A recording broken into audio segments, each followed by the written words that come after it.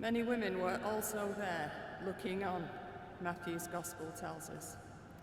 This afternoon, we consider some of those women. As I was researching for this afternoon's vigil, I googled women round the cross.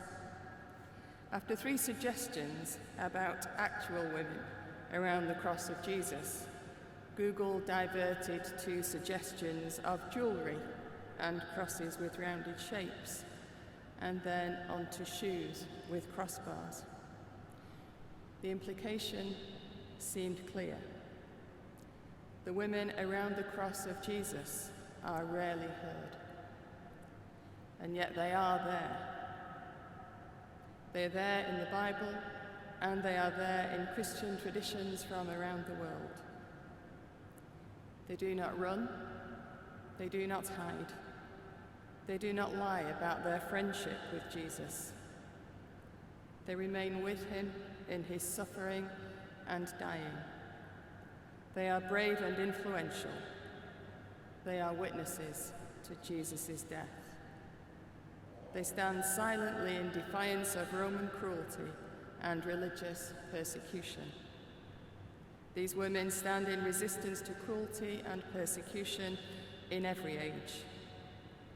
And so this afternoon, let us gather with them at the foot of the cross. At that time, they had a notorious prisoner called Jesus Barabbas. So after they had gathered, Pilate said to them, "Whom do you want me to release for you? Jesus Barabbas, or Jesus who is called the Messiah?" For he realized that it was out of jealousy that they had handed him over. While he was sitting on the judgment seat, his wife sent word to him, "Have nothing to do with that innocent man, for today I have suffered a great deal because of a dream about him." Looking around this bleak hillside, I see Roman soldiers and women, the destructive might of empire and the companionship of loving friends. Among the faces of the women, looking up to Jesus as he suffers, I think I catch a glimpse of someone who is not Jewish, certainly not a Galilean. In fact, I think she's Roman. By her bearing, she's important, and the dress she tries to hide beneath a maid's cloak betrays her aristocratic standing. She's been seen before, about a week ago. She sneaked into Jerusalem with her maid just to escape the oppressive atmosphere of the governor's palace, to experience the life of the city. As she wandered its streets, she heard shouting, a great crowd by the sound of it. She followed the noise and came across some Galileans waving palm branches and celebrating a local hero of some sort, a Galilean too. He was riding a donkey as though he was an emperor. As a Roman woman, the sight shook her. But then she caught his eye. It was as though he saw into her soul. She was known. Not by Roman spies sent to keep an eye on her. Not by her maids ready to jump at her every command. Known by this Galilean man, this son of David, in a way that she did not understand. I think she's here because of a dream. Last night she dreamt of this man on the cross. She saw skewered hands and blood. She saw the crown of thorns, the whips, and the mockery. She sent a note to her husband just then, entertaining chief priests and scribes, lording it over some insignificant itinerant preacher that they wanted to be rid of.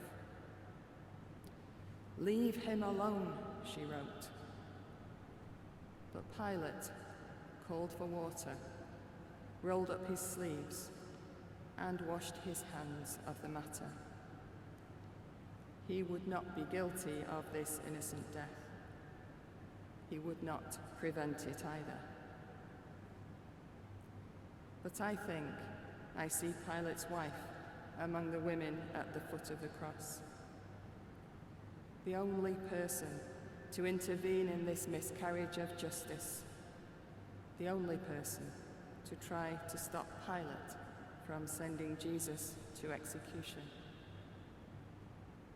I think she is here. Was this man God? I think Pilate's wife believes that he was. A great number of the people followed Jesus, and among them were women who were beating their breasts and wailing for him. But Jesus turned to them and said, "Daughters of Jerusalem, do not weep for me, but weep for yourselves and for your children. For the days are surely coming when they will say, 'Blessed are the barren, and the wombs that never bore, and the breasts that never nursed.' Then they will begin to say to the mountains, 'Fall on us,' and to the hills, 'Cover us.' For if they do this when the wood is green, what will happen when it is dry?" Who stands by and watches suffering? Those who love the one who is suffering? Those able to help? Or those inflicting it?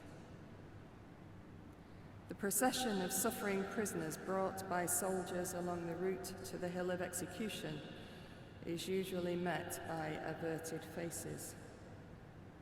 Helpless bystanders who can do nothing to help and turn away.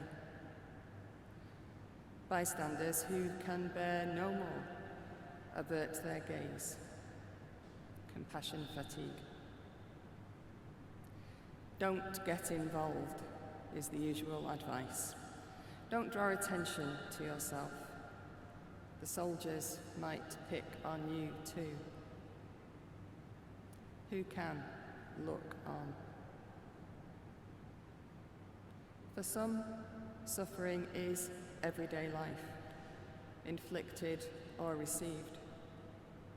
The soldiers who lead prisoners to execution are so used to suffering, they don't even notice it. For the oppressed and marginalized and despised and rejected, those from among whom the prisoners came, suffering is their daily companion. There's a woman in this crowd who suffered. She was banished from her community and from her place of worship because her body just would not stop bleeding. For 12 years, she bled. She had been wealthy, but an array of doctors with experimental cures relieved her of her money, though not her illness. The synagogue ruler had no alternative but to exclude her. After 12 years, she was desperate. So when she heard that a healer was in town, she wrapped her shawl around her, sneaked through the crowd, and stooped to touch his cloak. Then she knew she was healed. She tried to scuttle away, but Jesus stopped. Not just himself, he stopped everything. The crowd, his followers, the important man he was with. Jesus too stooped. He lifted her to her feet and listened to her whole story, ignoring the powerful man by his side, urging him to move on, ignoring the shocked crowd as he touched an unclean woman. Jesus just cared. So when she saw him, bent and bleeding, pushing his way through a crowd, she too stopped and stooped. She ignored the guard. She ignored the crowd. From the folds of her dress, she took a handkerchief. She wiped grime and blood and tears from the face of God, God's self. She just cared. And for a moment, her tender touch relieved his suffering. This woman is here too, still gazing with gentle love at the dying face of her Lord. Simeon blessed Mary and Joseph and said to his mother Mary, "This child is destined for the falling and the rising of many in Israel, and to be a sign that will be opposed, so that the inner thoughts of many will be revealed. And a sword will pierce your own soul too."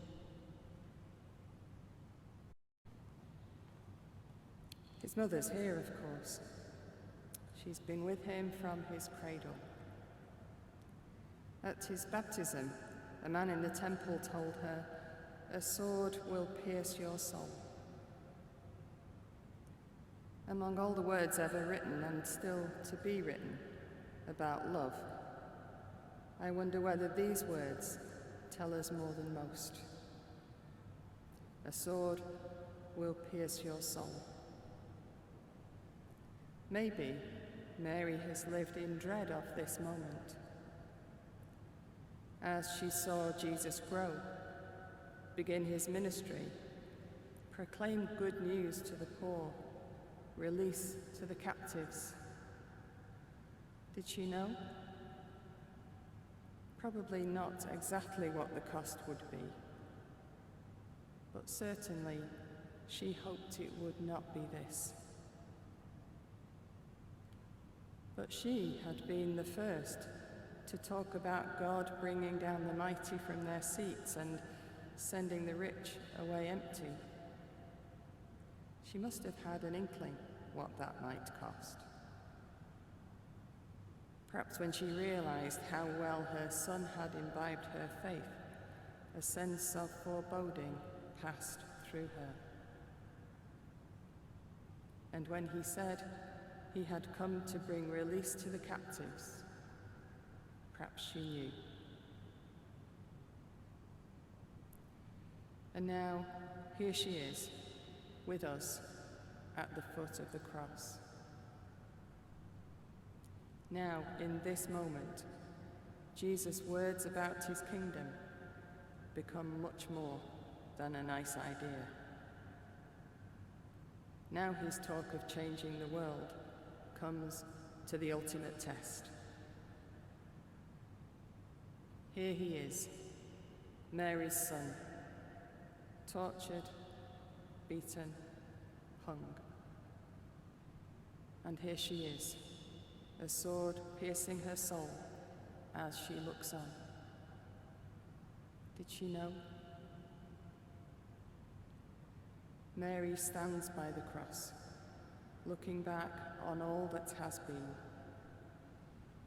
She'd misunderstood sometimes. When she had understood, she'd prompted Jesus to action. Would he have turned that water into wine if she hadn't made it inevitable? Would she have this sword piercing her heart if she had said no to God? This moment is not a theological event. This is not a struggle between good and evil. This is not God's sacrifice for the world. This is not a doctrinal tangle to undo. This moment is a piercing of hearts. In this moment, Mary's heart is pierced by love. In this moment, The centurion's heart is pierced by conviction. In this moment, women's hearts are pierced by the pain of shared agony. And perhaps somewhere in the dark corners of the city, in this moment, some men's hearts are pierced by guilt and shame too. This moment is a piercing of hearts. In this moment, God surrenders to humanity and dies. In this moment, God's heart too is pierced. Mary understands in the only way any of us really understand anything at all. Her heart is pierced. There were also women looking on from a distance. Among them were Mary Magdalene, and Mary, the mother of James the younger and of Joseph, and Salome. These used to follow him and provided for him when he was in Galilee. And there were many other women who had come up with him to Jerusalem. Who does she think she is? That's been said about a lot of women, particularly women like Salome. We don't even notice them until they do something outrageous. Salome is usually known as Zebedee's wife, or James and John's mother, or the mother of the sons of thunder because of their prodigious tempers. We don't really notice women like her until they do something we don't approve of. And then we notice them. Then we judge them. Salome is no great threat as she goes about her domestic chores, caring for Jesus and his friends. As she does her women's work in the home, Jesus calls her sons to follow him.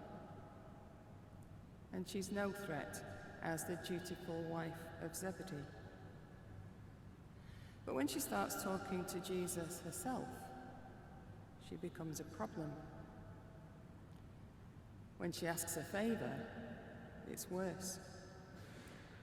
Declare that these two sons of mine will sit, one at your right hand and one at your left in your kingdom, she asks. How pretentious. Who does she think she is? Now, though, seeing her at the foot of the cross, reflecting on those words, I wonder if we might have twisted what she said. She knows that she's asking a favour for her sons, of course, and she's tentative about that. But she seems to have no doubt at all about one thing. Jesus will have a kingdom. Did she, back then, already guess at who Jesus was? This is a bold and faithful woman, not afraid of saying what she wants, not afraid of looking out for her family, not afraid either of standing by the cross of her dying Lord as her apparent certainties are challenged. How does she feel as she stands by the cross? Does she fear that this is the end of her ambitions? Does she worry about her sons, who have by now fled? Does she wonder about that kingdom she was sure Jesus would have? She looks on, faithful and strong, a woman well aware of the meaning of power. Her sons, after all, were known as sons of thunder. She knows what power looks like. Yet, she was one of the first to understand Jesus' words about a kingdom based not on strength but on weakness, not on power, but on sacrifice.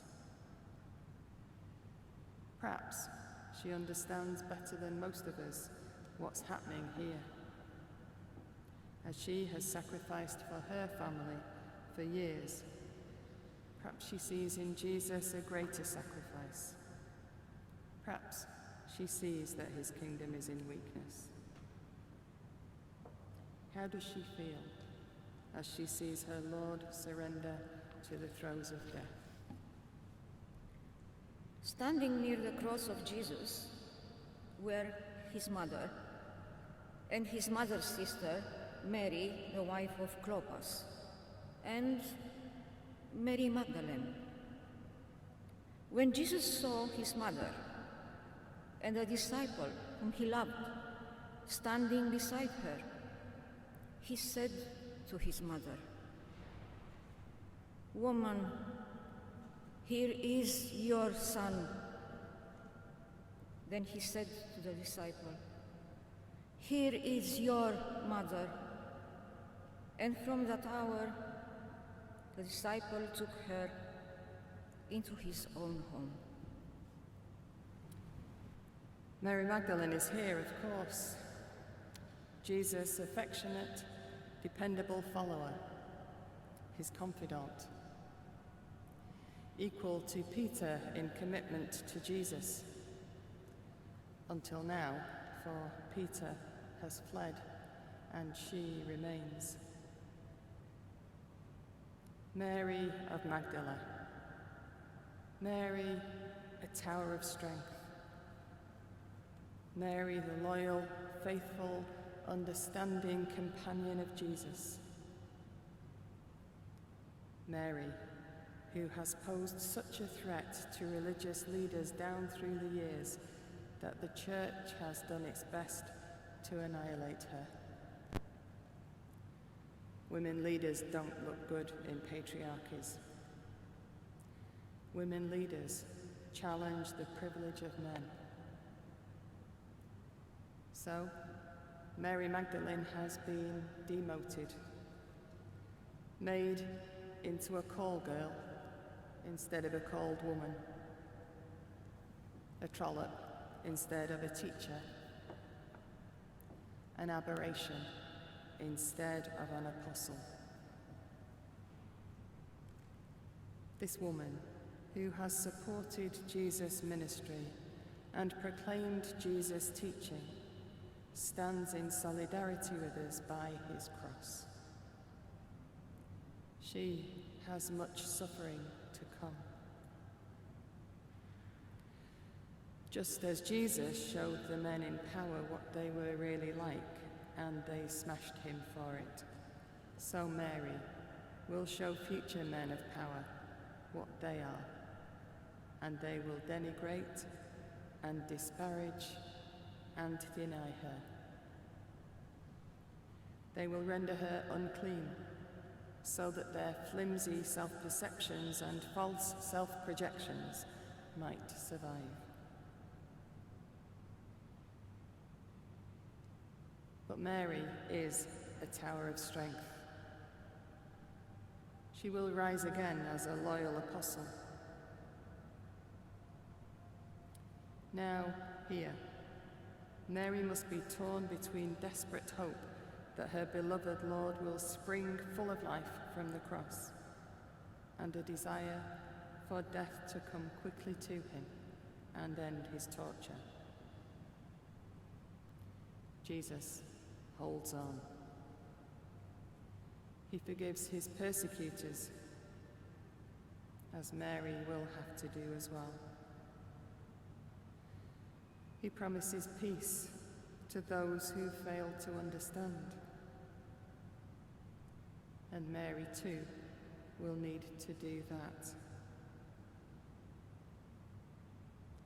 Then, as his body weakens, he cries out to God, "Where are you?" Perhaps Mary will ask that question too.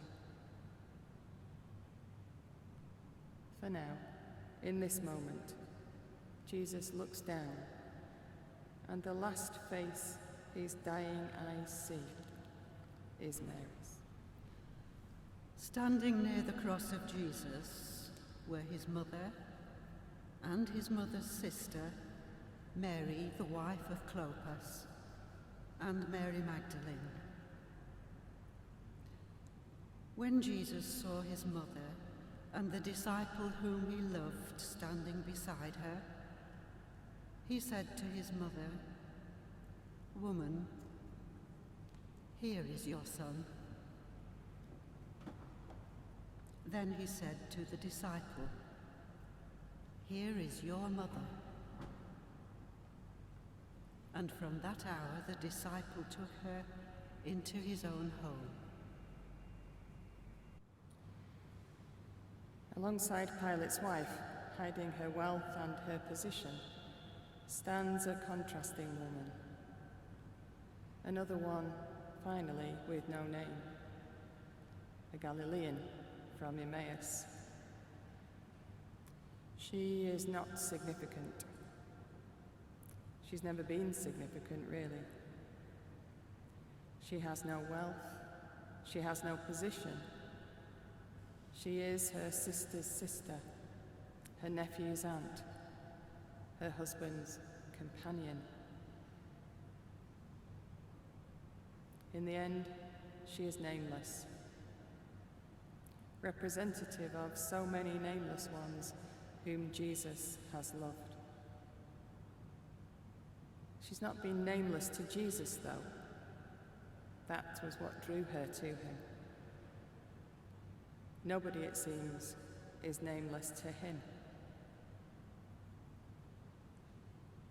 Being here today has been a struggle. "Don't go," Clopas had said. "You'll just upset yourself." Let's face it, it's over. But she could not so easily renounce the hopes that they had both shared, that this really was the Messiah sent by God to free them from the grinding poverty and the overwhelming oppression of Roman rule. Nor could she so easily leave a beloved friend to suffer alone. And so, in spite of her husband's objections, here stands Clopas's wife. Just a few days ago, they'd been so full of hope. Jesus rode into Jerusalem on a tide of Galilean popularity, rising up against the oppressors of Rome and of Jerusalem. But men of power do not so easily give it up. Jesus had overstepped the mark. The revolution, it seems, is not coming. But Jesus cannot even die like everyone else. Looking down on his tormentors and executioners, he does not spit, he does not swear, he does not hate. Instead, he forgives.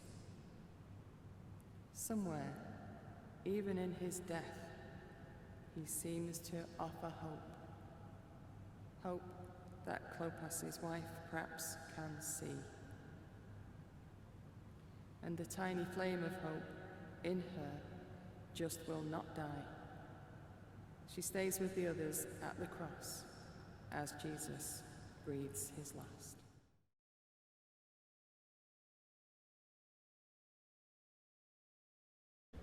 Today, we stand by the cross of Jesus alongside women. Women who know him in ways that his better-known disciples do not, have not, could not, will not. Women who birth Jesus, defend Jesus, show Jesus tenderness, cling to hope in him. Women who will suffer for him in years to come. As we look around the group gathered at the cross, we see the wealthy wife of the Roman governor.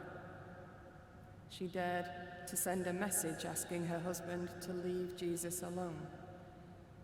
She stands here, a privileged and wealthy woman whose words were ignored. She has not been a follower of Jesus, and yet she wants to be here.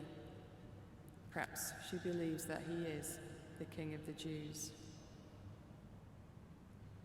Near her stands an older woman, years of suffering etched on her face. A woman who understands suffering and rejection because she has suffered and was rejected. A woman Jesus cared about, who cared about him on the way to this place, reaching out to touch him and wipe his brow on the way up the hill. A woman who cares about him now, standing by, looking on. Then Mary, the Mother of God, whose heart is pierced, the mother who raised Jesus in faith, taught him in life, followed him in ministry. Her heart is pierced as she watches her son die. She understands in the way that any of us really understand anything, through the pain of a pierced heart. Then Salome, insignificant but faithful Salome, the woman who understands power, who perhaps now sees Jesus' kingdom in weakness and sacrifice. Mary Magdalene, Jesus' great friend, looks on too, the one on the verge of understanding it all, simply wanting the suffering to end. She has a long, hard road ahead of her. Religious powers will try to destroy her, as they are just now destroying her Lord. Finally, another woman, Clopas' wife. She will lose her name as Jesus reveals himself to her and her husband. The woman from Emmaus, the woman known later as a companion on the way. Now she accompanies Jesus, the woman in whose heart hope simply will not die. It's easy to underestimate the women in the life of Jesus as sick or needy or weak or immoral. Few women are recorded, fewer are named. Yet when they do enter the narrative, they strive into it bold and faithful. They seldom speak, yet when they do so, they do it with insight and conviction. They tell us things that we would never otherwise know. Jesus enters this world through women. Jesus is present in women's voices that cry for justice. Jesus receives love from the hands of women. Sometimes, as with many a local lad, women had more faith in Jesus than he seemed to have in himself. They nurtured him, cared for him, loved him. And yet, it has come to this, death on a cross. In this death, at the hands of political and religious powers, Jesus looks down and sees etched in the faces of the women around him the story of his life. He has loved and been loved. He has served and been served. He has shared meals and companionship.